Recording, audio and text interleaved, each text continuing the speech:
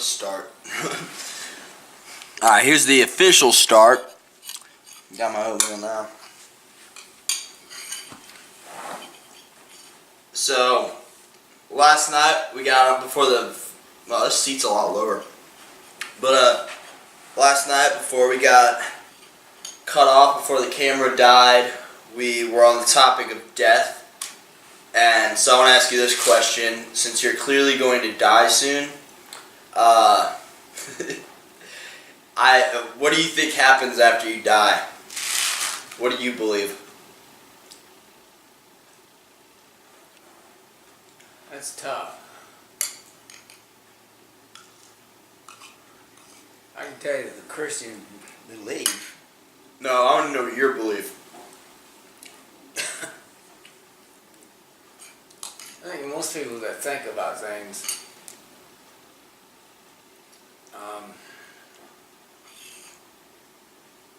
question everything like that. I don't know anybody that thinks the way I do. So I'm thinking that most people don't give it a second thought. You know, they believe what they believe, and they die believing what they've always believed. So you're saying most people are kind of closed-minded when it comes to that? Yeah. Because I would agree. I think most people are set in stone. They believe what they believe, and they're not really willing to compromise at all. And I don't understand how you can speak with conviction when it comes to death. Because my personal belief, after you die, I think everybody's wrong. I think some people are more correct than others, or not even more correct, just less wrong than other people.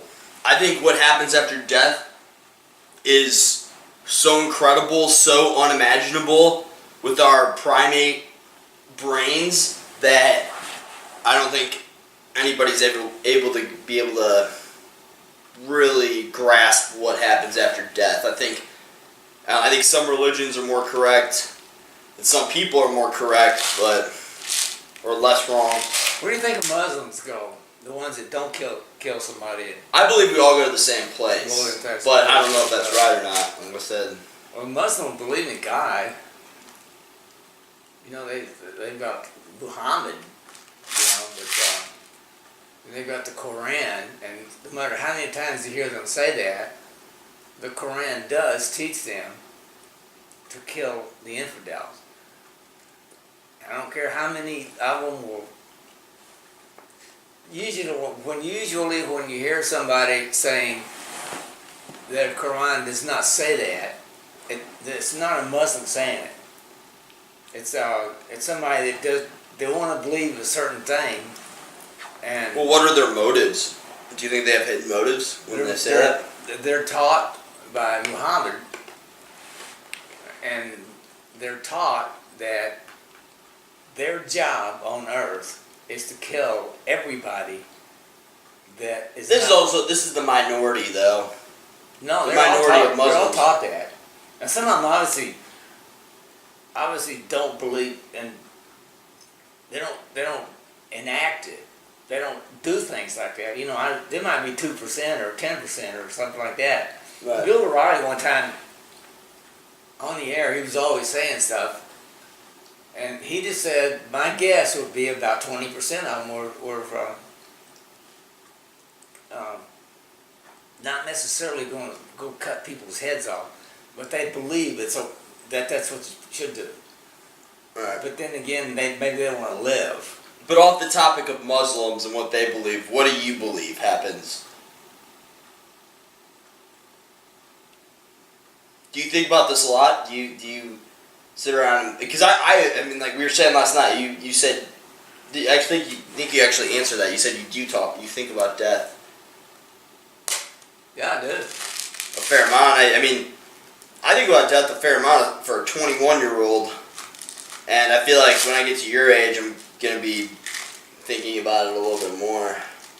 If I get to your age, I can't talk to Darcy about it because she won't talk about it.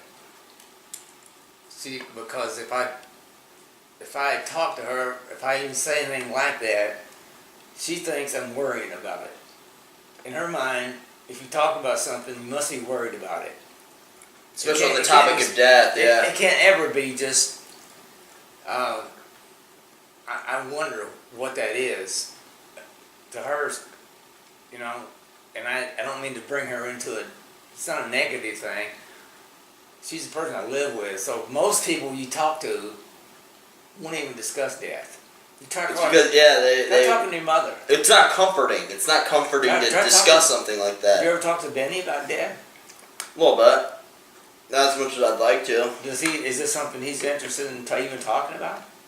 I haven't brought it up I bet enough you to can't know find his one person. opinion, to know his stance on what he thinks, and I bet you can't find one person yeah, you can definitely find that somebody. actually will discuss dying. Right. Well, I think our culture and our society hides that, and I don't know. I said this last time as well, but the paradox about death is that the more you think about death and the more you accept death, the more you start living your life. Because then you start to understand that that you have a finite amount of time on this earth. Every single day is a blessing, and it should not be taken for granted. Then you seize the day, you take advantage of every moment you have on the day, and you live fully in the moment.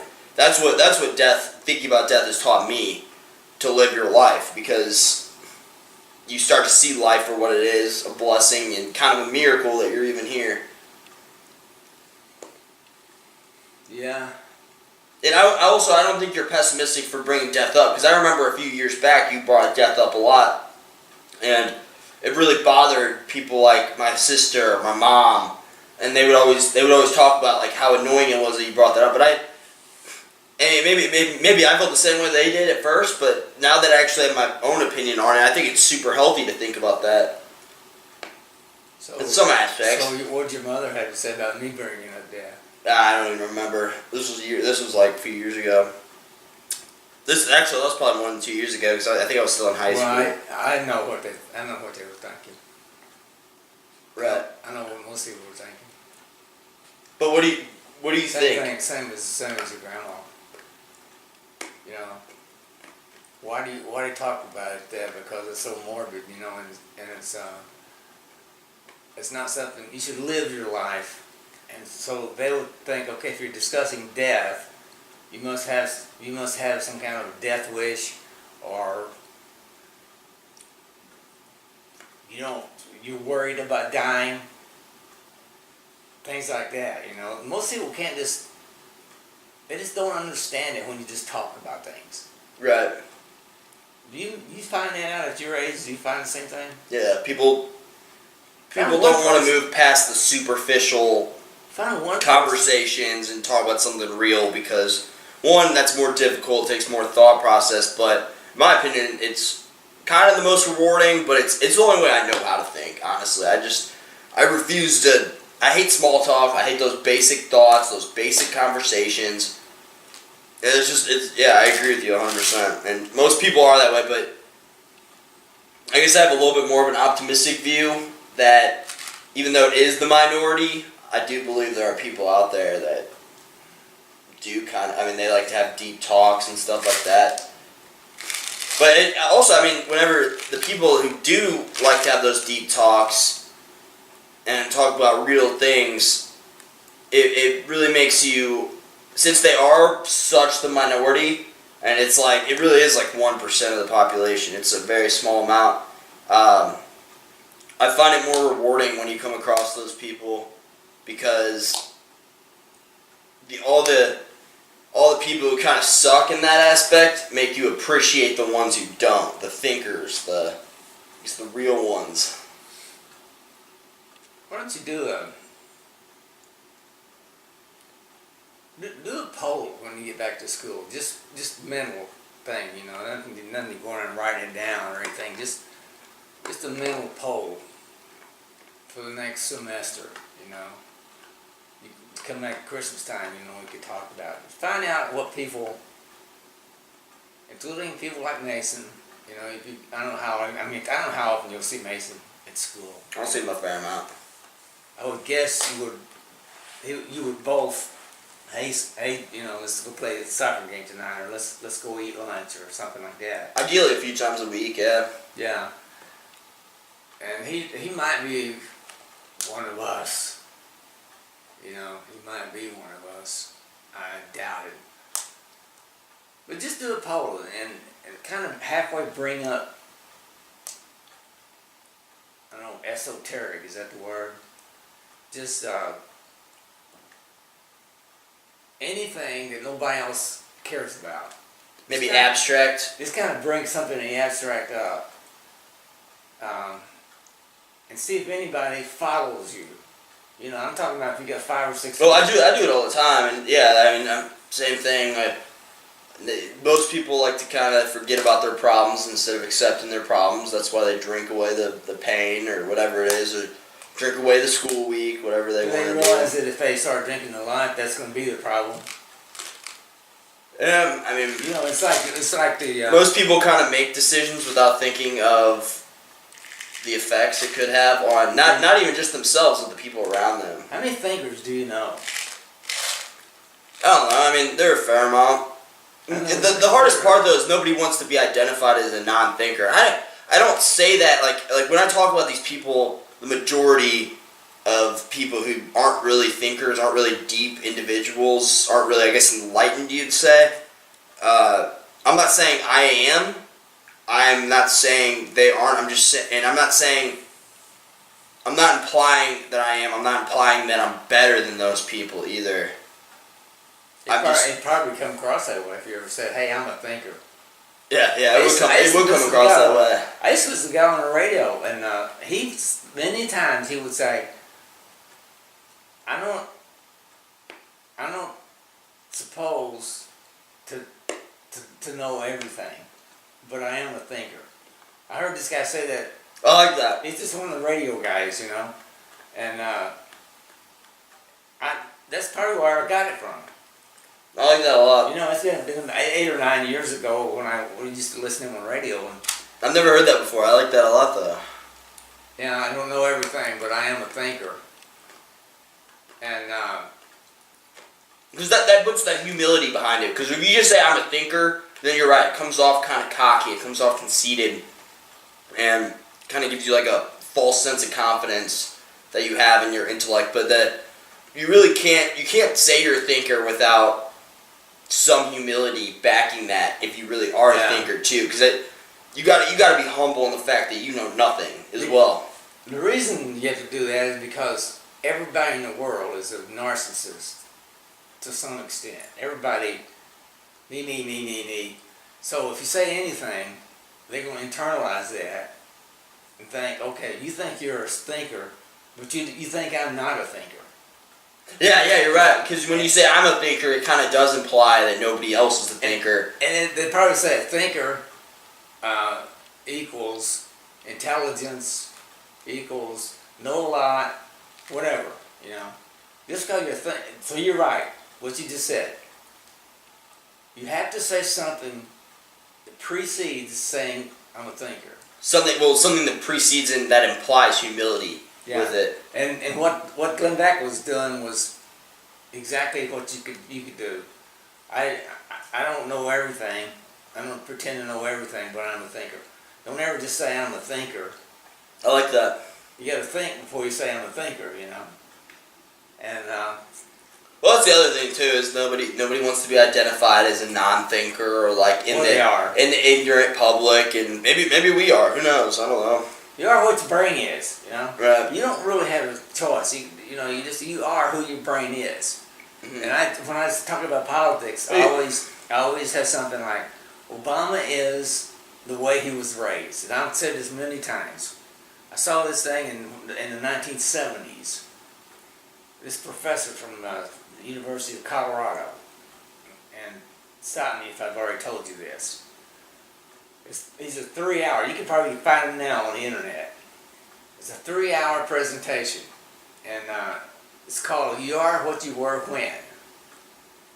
And the whole thing is, when you're around 10 to 11 years old, that's you forever. Well, that's just a theory of personality. It's not a theory. what was there to back it? I don't think we really Everybody understand. know. I don't know if we necessarily understand. I think any idea of the personality and like nature versus nurture is more theory than fact. This is what the guys always said many times. This guy I'm talking about. I wish we could find him on YouTube. Here's what he would say. You are what you were. You are what you were when you were 10. You're back. You're whatever. All the people around you, everybody that had any influence on you. That's who you are forever, unless a significant event occurs. And he gave several examples. One was he was a professor at college, so he was walking down the hallway one day, and he was telling this as a story. And he said, "Here comes this young girl in a bicycle, riding it down the hallway inside the building. And when she got to her class, she just got off of it, and it just fell against the wall." So he went over there and stomped the crap out of that bicycle. And you look at that girl, and he said something like, "You mess up my world, I'm gonna mess up your world." In other words, he's a college professor, so that's his world. That's where he lives, pretty much most of the time. Did you really do that? Yeah. Wow. That's a little extreme just to get a point across. And he'd buy a bicycle probably for this girl. Right, yeah. But she was in a hurry, and she just jumped off of it and hit the wall, and it then we scratched the wall, and this is my,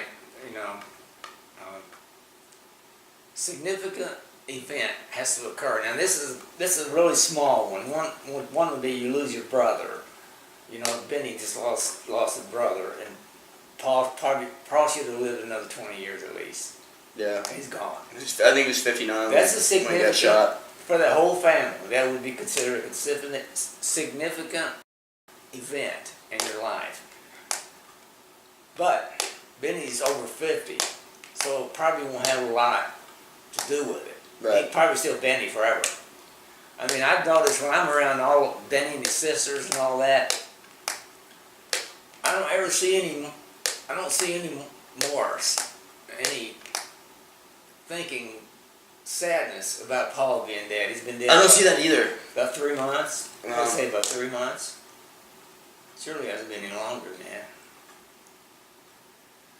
They've been arguing about money for a long time. And they've had meeting after meeting after meeting, and I don't know anything that goes on there, but sometimes Darcy, your mother will tell Darcy I think that she tells me stuff. as far as that scenario goes, I think it's had the actual situation, like Paul being shot, being murdered, that has impacted me in a little bit. I wouldn't say it was a dramatic shift of, change in my personality at all. Maybe a little bit, a few changes here and there. But more than anything, I think is that's impacted me and that I've learned from their mistakes is how they've responded to the situation. And I don't necessarily agree with what they're putting greed, anger, revenge, pretty much greed is the main backing of it, over love for their family. And I would never want to do that. I always want to put, in my hierarchy of what I value, I always want to put love above greed, above anger, above all that stuff. Because if Benny's family, and all I got to say is they're all women now, Benny and 4 women, they're not good people. Some of them probably are, but right. Yeah, the collective whole. If Darcy and I die, same time, we have 4 kids. This won't happen with your 4 kids. Absolutely guarantee you, 1,000,000%, there will not be one bad thing that happens with those 4 kids. Nothing bad's gonna happen. They'll get together one time and they'll read the will. They'll take all the money we have and say, okay, the will says that each one of them gets 1/4. Yeah, And exactly. And I told Scott that he's in charge of it. Now, I just told him that. I think I told him that anyways. But whatever's in the will, and I've been trying for long, like 10 years to get Darcy to, let's look at the will again. What you want, because he thinks we got 30 years to live, you know. Yeah. It's one of those things. Yeah, I'll give a pox to you one of these days. Tomorrow's not promised. And Nothing's guaranteed. One of these days never comes. Right, You'll yeah. never get. I'm telling you this.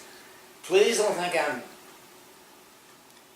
bad mouth your grandma, because No, I don't think that she way. is the best person on earth, in my opinion. Well, in your There's immediate nobody life, better. yeah. In your immediate life, yeah. Yeah, and She's definitely one of my favorite people as of well. all the people I've met in my whole life, I don't know any better. And they don't come near it. Besides me. You got a chance to be, probably. Hey. Oh, I'm nowhere near the person that she is. Her entire life, she thinks about other people. I don't know if her mother taught her that, but whatever your mother teaches you, that's pretty much who you are. You know. But yeah, back to that point, I don't really agree with that, because who I was when I was 10, how old are you when you're 10? That's 4th grade. So you're in 4th grade when you're 10. And I was not who I was in 4th grade. Like, I was a quiet kid. I was shy, especially. There's nothing to do with it. What do you mean?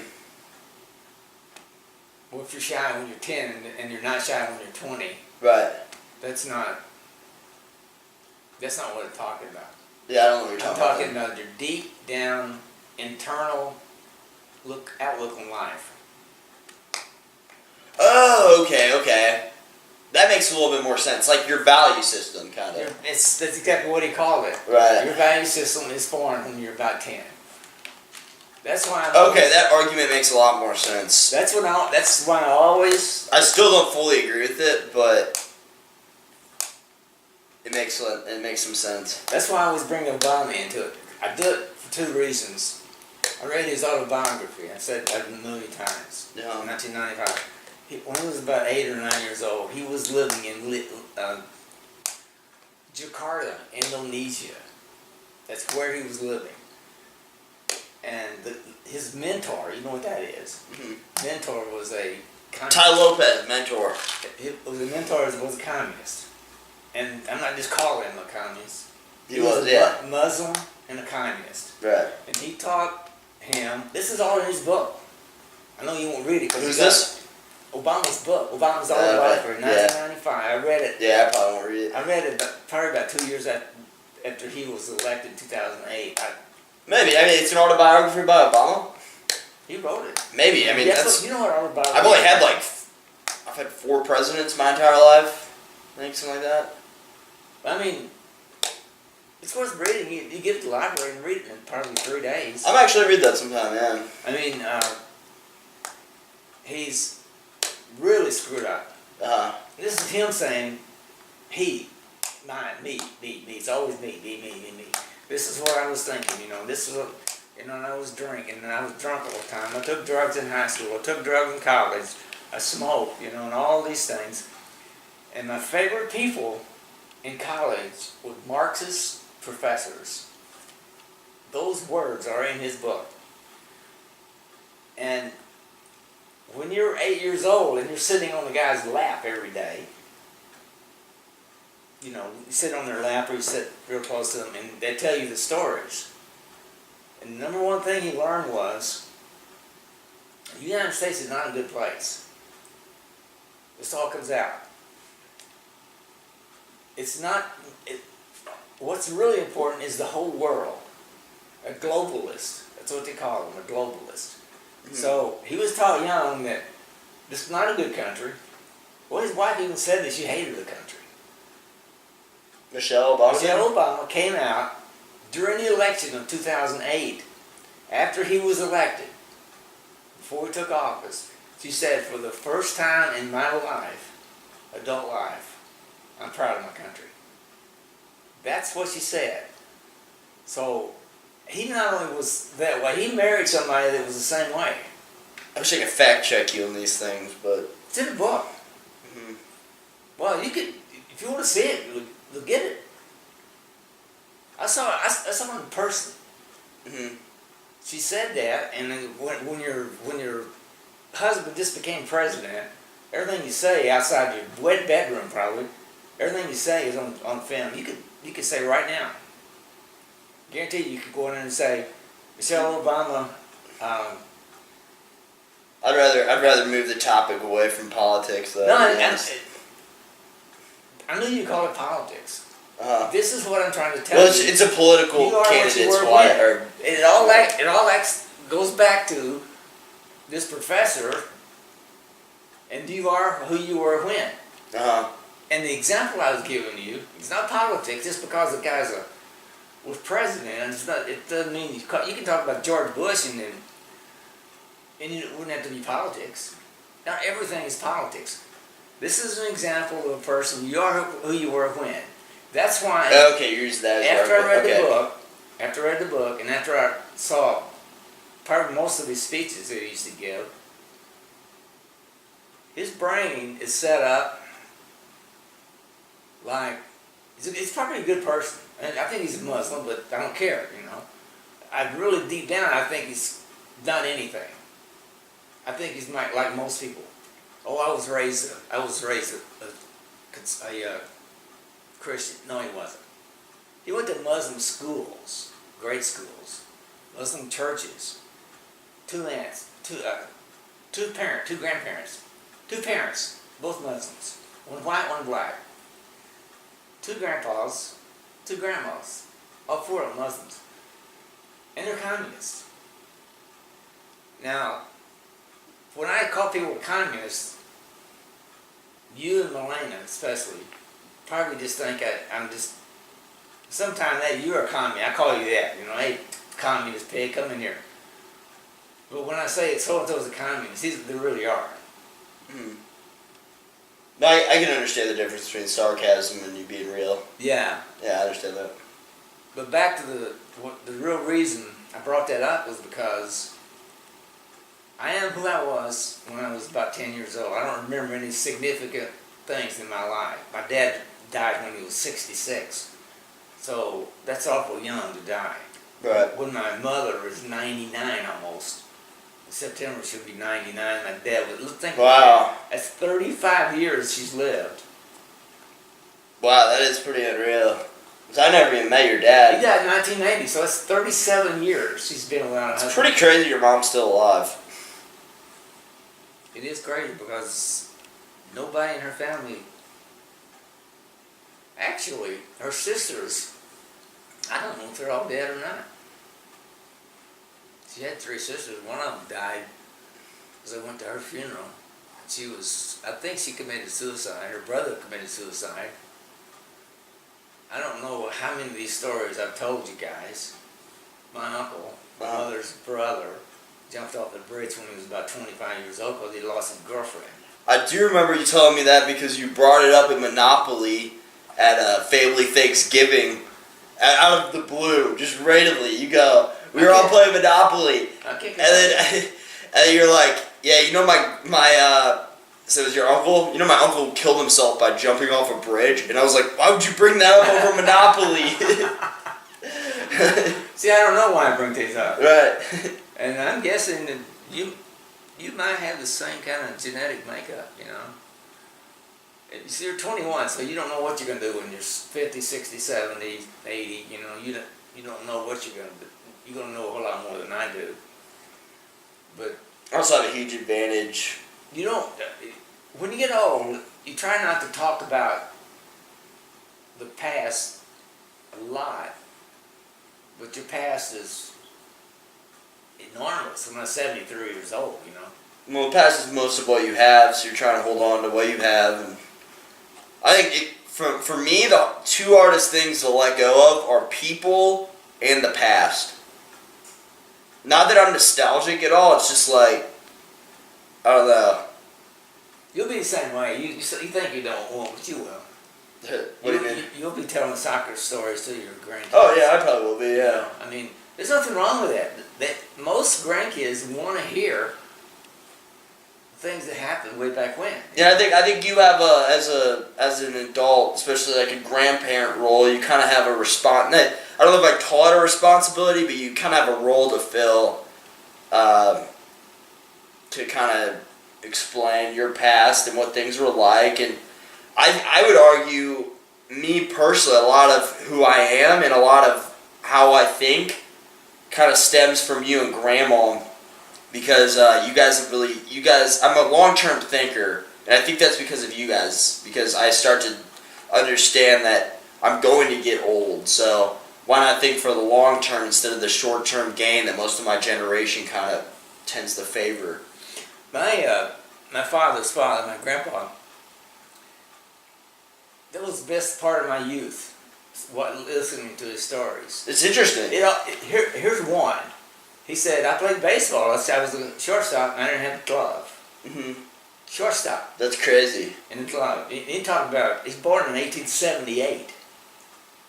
I mean, the Civil War. I think the only position that would need a glove more than the shortstop would be the catcher. Yeah, I mean, and the glove that they had would be just the glove, and it wouldn't, the fingers, they're all separated.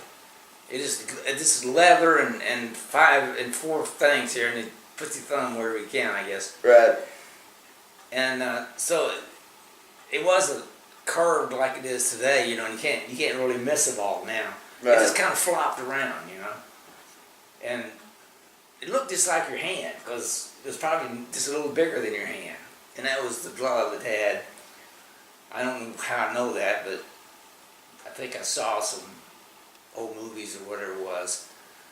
All the way from when I played baseball, I was a shortstop and with no glove because nobody could afford a glove. And the other extreme, he said one time I was on it was a child, I guess he was like, I don't know, 10, 11. And he I guess they used to round up cattle. Mm-hmm. And in fact, I know they round up cattle because, you know, I know quite a bit of history crap. So, and at night, you get around you've seen these old movies, haven't you? At night, you get around a campfire. And they bring you, there's a cook, you know, and he goes over, everybody gets beans. You bring that. But he said one night, he's camped out there, and they got robbed at gunpoint. It's like some cowboy. A woman. Really? There was a woman, I think in Bell Star, maybe.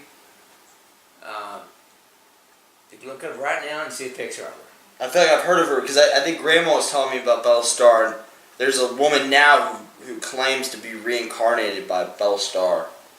Or maybe not now, but... I'm pretty sure that it's Bell Star. Who robbed him? Robbed them, and she was a woman, and I'm guessing that she had several people. You don't just walk in, because someone there could shoot you or something, you know, but you walk in and you got a lot of people, and you rob people because they probably have some coins, some money and stuff, or maybe you want food, whatever, you know. There's just a lot of people that went around robbing people. That's how they made their living. Yeah, a lot easier to get away with things back then. Back then, if the sheriff went and shot him, it wouldn't be a trial. You ever heard of the hanging judge? No. There was I think this was right around 1900. There was a judge that hang everybody. He was a judge. And this guy come in and he said, okay, what'd he do? Well, he robbed the bank. He robbed the bank. Oh, did he? Hang him. They go outside right there and hang him. Yeah, that's kind of ridiculous. And, he said, okay, judge, you took somebody's money, goodbye. Right. Your neck is going to break in a few minutes. You choked to death, and you know, and we'll throw it in the grave someplace or not, you know. You know, that's something I almost... But back on the topic of... Just a minute, let me see. Hanging judge. Here's some information. Hanging judge is a colloquial phrase for a judge who has gained notoriety for handing down punishment. All right, I touched it. It's going. So is it an expression or like an actual? Okay, a judge who has gained notoriety for handing down punishment by sentencing convicted persons to death by hanging, or otherwise imposing unusual harsh sentences. Hanging judges are officers of the court with mandates as opposed to extra-legal lynch law.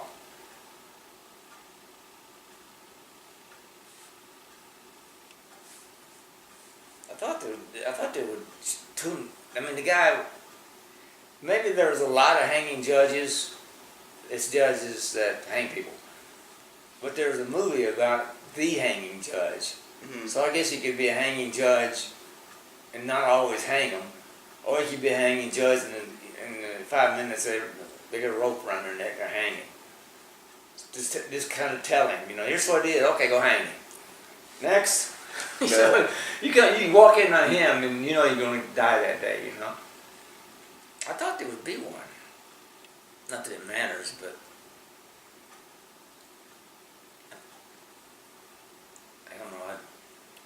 What were you going to say? Hey, back on the topic of the influence your like grandparents can have on your life. I do think that's cool because, especially the generation, the shift you've seen just in your lifetime from living on a farm and you were born in the 40s, so living on a farm in the 50s, the 40s, and even some of the 60s, and moving over to Italy, living overseas for a little bit, then moving to a larger town like St. Louis. That's a pretty cool life, in my opinion. I went from there to Omaha. I say Omaha, it's because Omaha was the only big city there. We lived in Belleville for a long time. Belleville and Nebraska was 5 miles to the base, and then you go the other way about 5 or 10 miles, it was Omaha. Mm-hmm. And Omaha is where Michelle was from. Yeah. But not really. Omaha was, wait a minute, Omaha, Nebraska. Where'd you move after that? She was from a little town about 30 miles from Omaha. But after Omaha, got out of the Air Force, and we moved here in St. Louis County. Oh, I thought you guys moved a lot more. Okay. I think you moved like 6 or 7 times before. Well, I mean, if you count, we moved to Darcy. Yeah, we moved to Mississippi. Because when I got out of boot camp, she came down there and we got a little apartment. Right. And while I was in school, we lived in Biloxi, Mississippi. Biloxi, Mississippi. And then we went back when we got married, you don't live with your parents. So I bought my grandpa's house. Uh-huh. I don't know if I ever paid him for it or not, but I needed money. So that's the first place we lived. Was my grandpa's. I guess we lived with her parents maybe a week or two or something until. And my grandma was dead, and in fact, she died the year we got married, 1962. I think my grandma died. So my grandpa moved in with his daughter thing. But we got the house. So we lived, so that was. Did you move in with your brother? Me? Yeah. He moved in with us. Okay. It was our house, and he moved in, and he was married. He got married right after we did. 'Cause I remember, wasn't he kind of there was some conflict, some turmoil between the two of you? Oh, it was this childish stuff, he's 2.5 years older than I am, so I was. Did they kind of like dominate the TV or do something like that? Yeah, it was his television, so he always wanted to watch Gunsmoke. And whatever he wanted to watch on television, that's what we'd watch. You're right. That is pretty childish. That he's gonna try to play. We were both childs. Yeah. Children, you know. I was probably. He's gonna be controlling of the television when he's living in your house. That was in 1962. That was 18. I was 18 years old. Okay. No, I was 19 and Darcy turned 18. That's what it was. 19 and 18. My brother would have been 21 and a half. Okay. And Leela, his wife, Leela, still the same wife. He got married. He married another woman first. So Leela was his second wife. His first wife was only 14 when they got married. No way.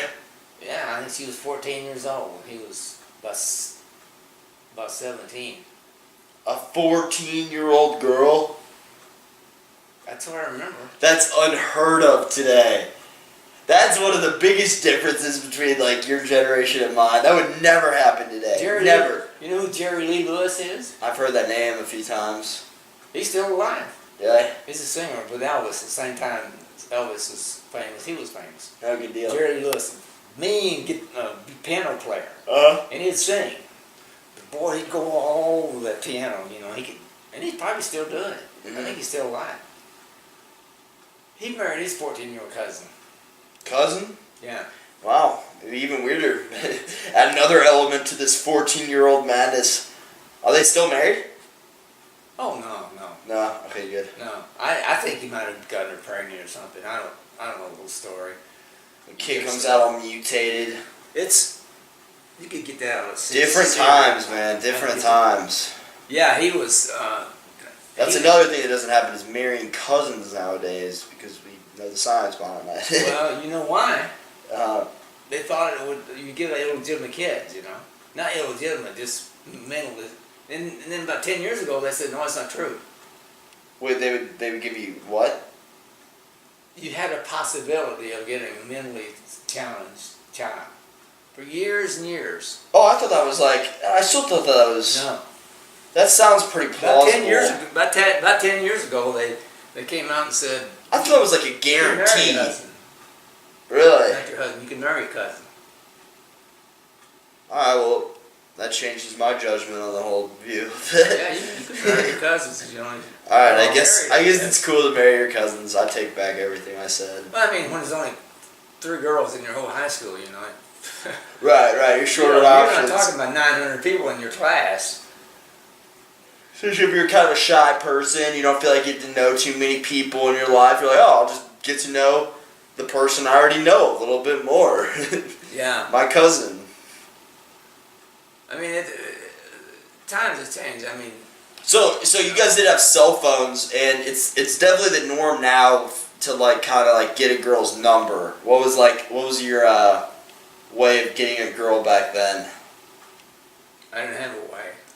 Really? I only had one. No game plan, no tactics? No, I only had one. 8th grade, I'm a basketball player. She liked me and I liked her, and so she'd go on the bus with us when we. That's good. So you've only been with one girl your entire life. That's crazy. Yeah. Neither one of us ever dated anybody. I had girls interested in me. Do you think there's some? Not to question you and Grandma's relationship. The only reason I would even ask this question is because you guys are obviously very stable and nothing's going to change. But do you think that's had any negative impacts of like on your relationship? Any what? Any negative impacts on your relationship? What do you mean? Like I don't know. I found it kind of important to kind of explore what you like to find out. Grandma's on the phone. Hello. I'm on my way home. Okay, don't badmouth Jordan because you're on speakerphone. I'm not bad-mouthing anybody. I'm tired. I agree with you. I think he's ugly too. Bye. What have you been doing today? I've been talking to Jordan. Most of he left about an hour and a half or so. Went to the farm, but most of the talk, just talking to him. I did a little bit outside, but I found out I couldn't do it without a chainsaw, and I didn't want to drag all that crap out there, and knowing he'd be back in a few minutes. So pretty much nothing. You guys, how did your open house go? Oh my gosh, it was non-stop. It was what? And people, it was just nonstop people. We must have had 12, at least 12 groups that came through. Oh my gosh. Yeah. Anybody buy the house or We have 3 people that are interested. do they have You it? know. You know me. Do they have an agent or you guys gonna They have agents. only got agents? Yeah. Well, one lady doesn't, but I don't know if she'll buy it. She lives in Chesterfield, and she said she's sick and tired of paying $10,000 a year in property tax. Good Lord, who wouldn't be? Yeah. So she said she's got a house she has to sell over there, but she doesn't have to sell the house in order to, to move here. So to get her as client or No, I mean, I gave a couple people that are thinking of selling their house, we gave them our cards, but, I mean, it was so busy that Ronnie was going in one direction and I was going in the other. well, that's what you want really in an open house. It is, but I hope it sells from that. Well, I'm sure it will if you've got 3 people. You had 4 before today. What happened to the 4th one? Well, they weren't mine, they were just people that called. I know at least 2 of them came to the open house. So you had 4. So, Anyway, you got 5 or 6 people sounding like interested in the house, so one of them will buy. no. You just heard what I said. It was 2 of those people, and I don't know, maybe 3, that they had already called, or their agent had called, came to the open house. So that was part of the 10 or whatever it was we had. So, I don't know. Well, I have okay. no idea. Don't try to pin me down. So you guys have just been hanging out? I don't know. Maybe I shouldn't say anything else. And Bailey said she thought Christian was bringing the boys over to swim. I haven't heard from Chrissy since she left the other day. Well, I said, I hope not, because I didn't know she was coming, and I didn't have time to pick stuff up. Well, we don't necessarily have to feed them just because they come over here to swim. No, but I need to pick stuff up. There's stuff out that little kids shouldn't get into. Like, I think I've got weed killer outside. Well, Chrissy's not going to let any of them pick up poison or anything like that. She's. Oh, yeah, she doesn't pay attention to them. Yeah, she does. What time is Jordan leaving?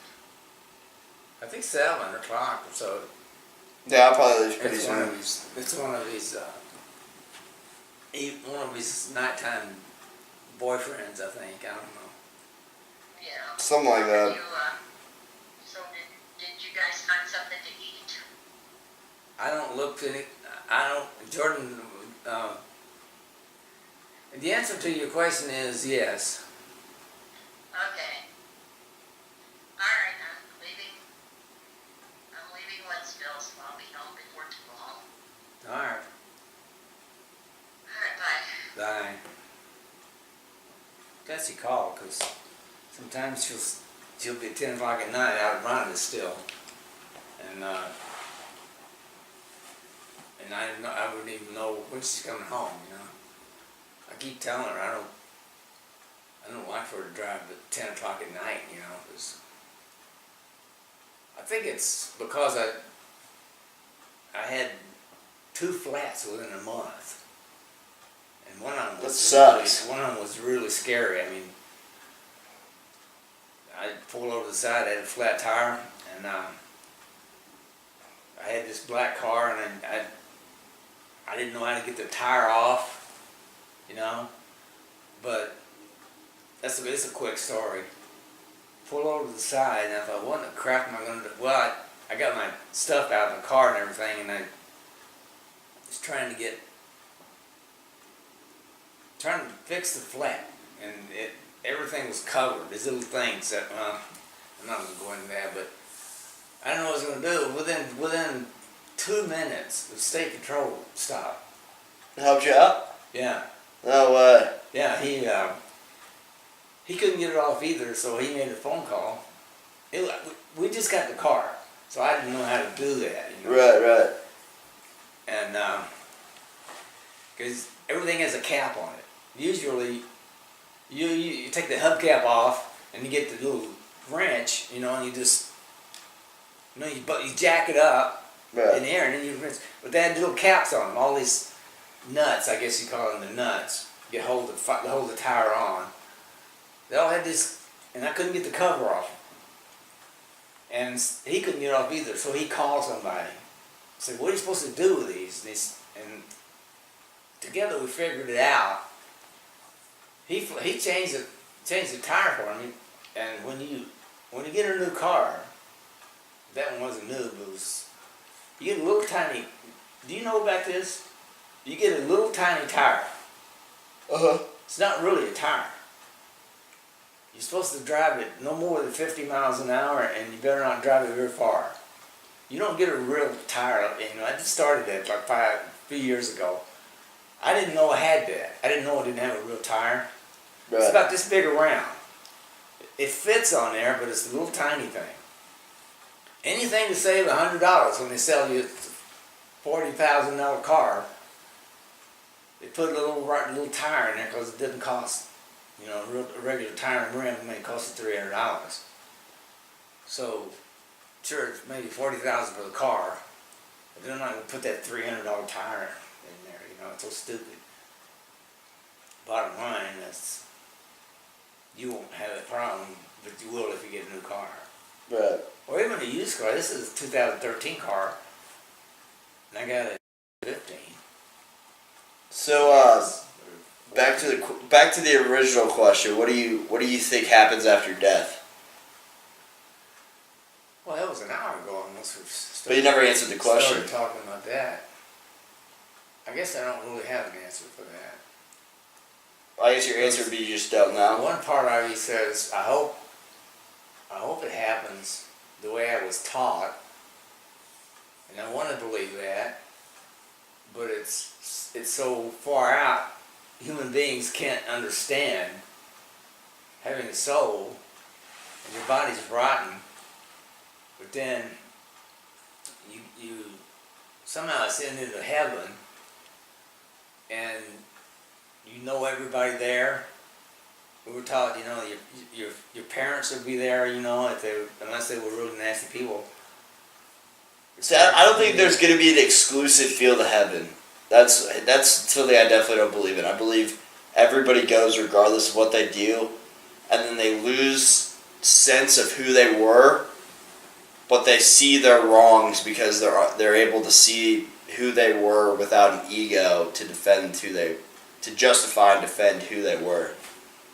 Well, see, the Bible says that there really is a devil, and it was an angel that God kicked him out of heaven. Right. You know. I don't necessarily believe that because I think whenever people use the devil, I think the way Christianity uses the devil is to implement fear for whatever reason. I mean, most likely control, but... Well, the Bible was written, the Old Testament was written long time ago. The reason Bill O'Reilly could write a book called Killing Jesus is because the guy that helps him does all the research for O'Reilly's books. Mm-hmm. He went to Israel and he went to Jerusalem and all the places where Jesus walked on, and he found people back in those days, and they didn't have any distractions. So a lot of people would just record history. I mean, their history back then is probably as good as the one 200 years ago. You know, they just had people that just, I guess they were like reporters back then. You know, and they just recorded everything, every word Jesus said. You know, they would write it down, and so in the Old Testament was written before Christ, so probably was written, I want to say the Greek, because if you go back to civilizations, I think Greece, Greek people, Greece was one of the oldest human, the oldest civilized place. Right. And then, so they had a lot of the Bible written there, and they put all the books together in the Bible, the Old Testament, and the New Testament was people that walked around and listened to Jesus, and they recorded these things along with many other A people. lot of the disciples, right? A lot of disciples have their own book in the Bible. Yeah, see, that's why they call it Book of John. John was a disciple, Right. and the Acts, the book of Acts, that was also written by John. And when I was a doctor, if you look at the New Testament, you got 5 books there: Matthew, Mark, Luke, John. So 4 books. Luke was a doctor, but he also wrote a book in the Bible. And when I read O'Reilly's book, I read the Bible a lot, in Sunday school. I went to Sunday school forever. My mother took me, and we had Bible study and all that, and so we read the Bible a lot. And kind of lost what I was talking about. Bible study a lot. Well, yeah. See, a lot of people that don't believe in the Bible because they don't have the brain, I guess, to understand it in history. Most people don't know a lot about history. So if you go back 2,000 years, that's where all the smart people were. That's Aristotle. I think he was born. When was he born? Aristotle, people like that. Yeah, I know what you mean. Plato, all those guys. That's all. Those people are smarter than anybody that's ever lived, probably. They're well known. Socrates and the other one I just said. They were. What was the other one? Socrates, Plato, Aristotle. Plato, and Socrates, Aristotle.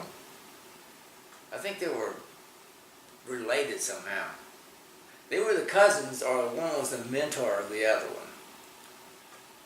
I'm pretty sure they were mentors. Some were mentors of But the see, other. that's if history can find people like that, it wouldn't just 2 people, but they're the most famous. Right. But just the smart people back in the Greek and a lot of it was written in Greece. There's a language. It's a Jewish language. I can't think of it right now. Hebrew. Yeah. A lot of those books are in Hebrew, and somebody had to put them in English, which is the English people. There's several different versions of the Bible, and they're all the same thing, except some of them use English, American English, Right. and not "Wherefore art thou?" They would not say something like "Where are you?"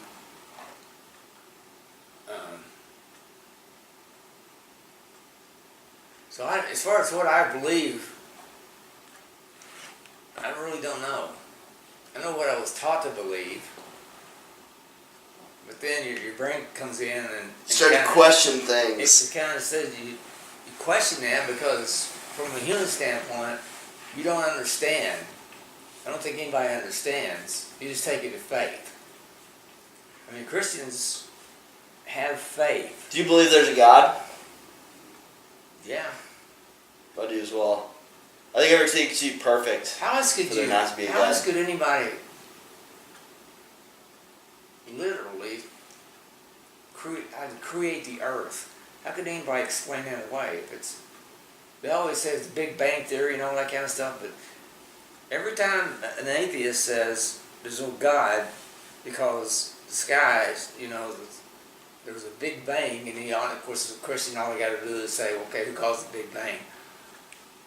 Well, it wasn't God. Well, who was it then? And it's infinity. Nobody can understand infinity. Negative infinity. Or just plain infinity. Nobody can understand that. But they like to say they can. Right. But in my mind, yeah, it's hard to wrap your head around. Yeah, infinity. in my mind, no, you don't. You don't. We live in an Smartest guy in the infinite world. universe. Tell me when infinity ends. That's nobody can do that. Do you think after death, do you think we stay in this universe, but we go to a different dimension of it? Because science backs up. I think there are like 12 dimensions or something like that. I don't know about that. I don't know either. 12 dimensions. But Revelations is the last book in the Bible. Is the book of Revelations. It's very complicated. You can, if you ever wanted to read that, you probably should get a watered down version of that. Or maybe like an interpretation type of book. Oh, you just can't. I think ministers study their whole lives. Mm-hmm. You got to be on. I think you have to be a PhD nowadays to be preacher. Uh-huh. Anyway, the guy that we had in Omaha, he had a PhD, and I was real good friends with him because every Saturday he'd come over and knock on my door about 8 o'clock, wake me up, because I could get on the Air Force Base, and he went like to play tennis. So he'd wake you up to get out. Yeah, he'd wake me up, and we'd go over there, and he'd drive through the gate, and I would just hold my card up, so that gave him somebody to play tennis with, and a place to play. He was. And you got the experience of playing tennis with somebody who I'm assuming is pretty good. Tennis is a cool sport. Yeah, I was, I don't know, I never would say whether it was good or bad, but I played tennis. I was 20. Well, you said you played pool with a lot of those guys as well, right? Played pool when the Doris was having a baby. Well, the Air Force Base that we lived on had a pool hall. I mean, it had a pool. Yeah, that's where you're... Yeah. Wait, like a pool? Like a swimming pool? No. It was Okay. a room with a pool hall and several tables. Okay. And so that, I played basketball when I was in Italy. They had a gymnasium. We had 4 teams. We had That's pretty cool. four sets of people. Because I told you before, you work 1/3 of the day, and you go home. So you work 8 hours? So you'd work day, evening, and night. So you had 4 of us. So really it was half of your waking day. yeah, you do. Wow. I'd work 3 days, and then I get 24 hours off because then I'd go to like 5 o'clock or 4 o'clock in the afternoon. So that would be the night shift, or not the night, whatever. But you work 3 days in the daytime, 3 days in the evening, 3 days at night, and then you get 3 days off. Yeah, wow. So all the time, 1/4 of everybody there was on a 3-day break. Well, that's cool. So that's when we went to Rome. You went to Rome? Yeah, we drove the car and went to Rome. How far of a drive was that?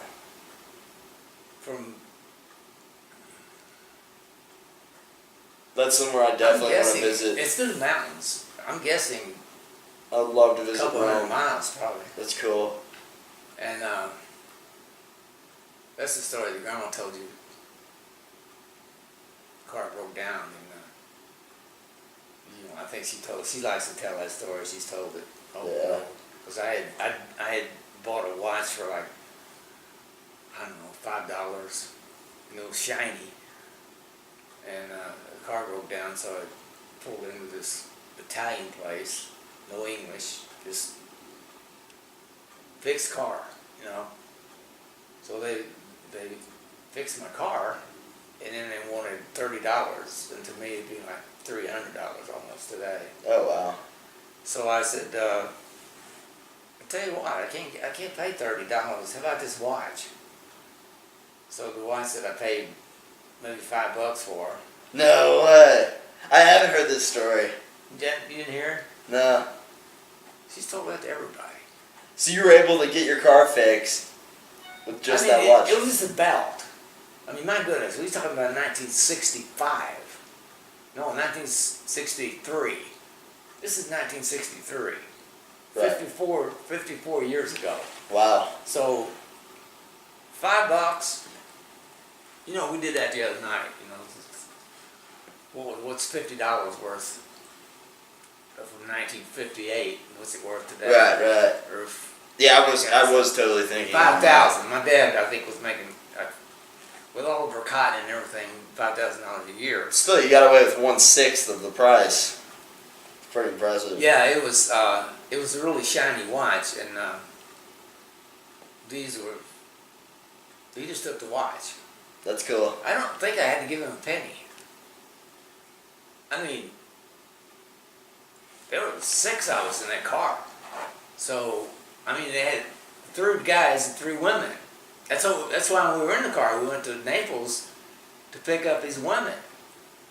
The wives of all 3 of us. So, here we got this car. It probably should have 2 people in it. Or 2 in the front, 2 in the back. But we had 4 in the front. That's in the days when you didn't have 2 seats in the front of your car. Yeah. That's fairly new. You have 1 seat all the way across the front, all the way across the back. So you just get in and squeeze in. You know. So That's kind of cool. So there were 6 of us that got out of the car. I guess that makes sense. We kind of have that in our van as well. But I get what you mean. Yeah, the front seats got. Still 2 being seats. comfortable though. You got 2 seats. In Probably front. put a girl on your lap or something like that. Lap We up. just.